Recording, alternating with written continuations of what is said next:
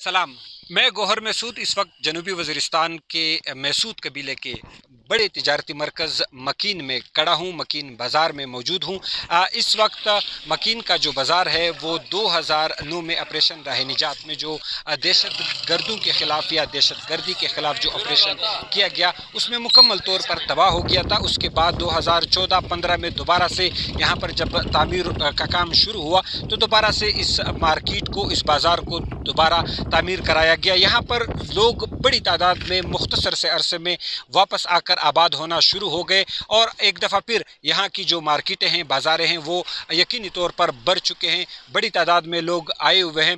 खूबसूरत इलाका है, पहाड़ी इलाका है, सियाहती मकाम है, ज़बरदस्त मौसम है इस वक्त। लेकिन गुज़श्ता चंद दिनों से ये बातें चल रही हैं कि जनूबी वज़ीरिस्तान की जो महसूद कबीले का एक जरगा हुआ है गुज़श्ता चंद रोज़ पहले ज़िला टांग में, उस जरगे में जो ये जरगा हुआ था ये जनूबी वज़ीरिस्तान के अमन व अमान के हवाले से हुआ था, दहशत गर्दी के हवाले से हुआ था। उसमें 30 से 35 रुकनी एक कमेटी भी बनाई गई थी जो उन्होंने ये ऐलान किया था कि हुकूमत रियासत पाकिस्तान या TTP तालिबान के दरमियान मुज़ाकरात या सालसी का काम किरदार अदा करेंगे। इस हवाले से जनूबी वज़ीरिस्तान बिलखसूस मकीन के सियाहती मकामात और इसके हवाले से यहाँ पर आने वाले जो टांग, डेरा इस्माइल ख़ान, लकी मरवत जो मुल्हका इलाके हैं वहाँ से जो आने वाले सयाह हैं उन पर भी बड़ा असर पड़ा है।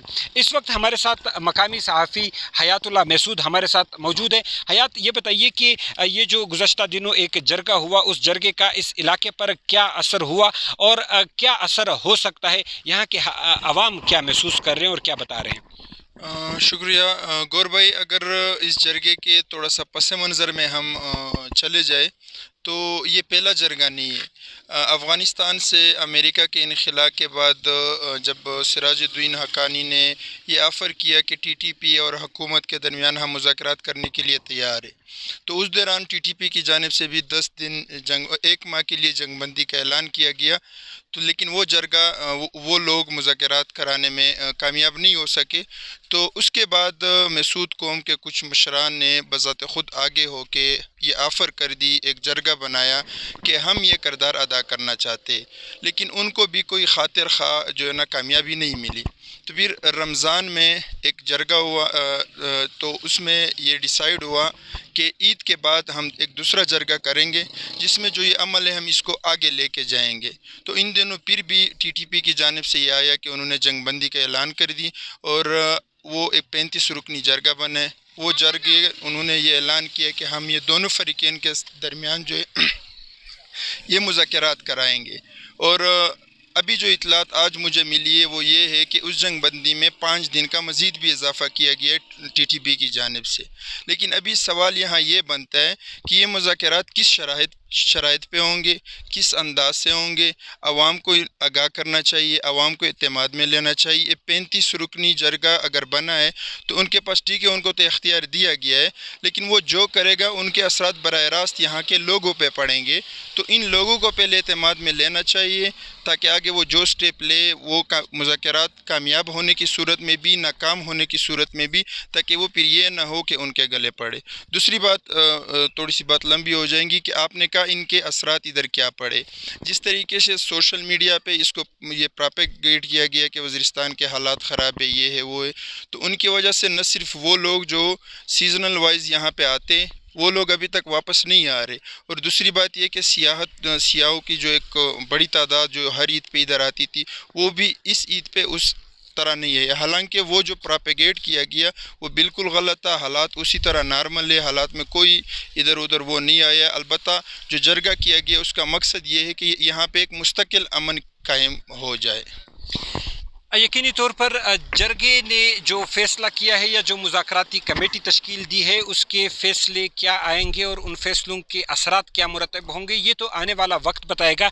इस वक्त हमारे साथ एक मकामी नौजवान यहाँ पर मौजूद है। यहाँ के जो बुनियादी मसले मसाइल है अगर मुख्तसरन बता दें कि वो कौन कौन से ऐसे मसाइल होंगे जो आवाम की बेहतरी के लिए फ़ायदा मंद हो और हुकूमत की जानिब से ना दिए गए हों।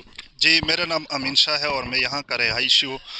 مکین کے مقامی مسائل کے حوالے سے اگر ہم بات کریں تو مکین کا ایک نام مسلستان بھی ہے، کیونکہ یہاں کے جو مسائل ہیں بہت سارے ہیں۔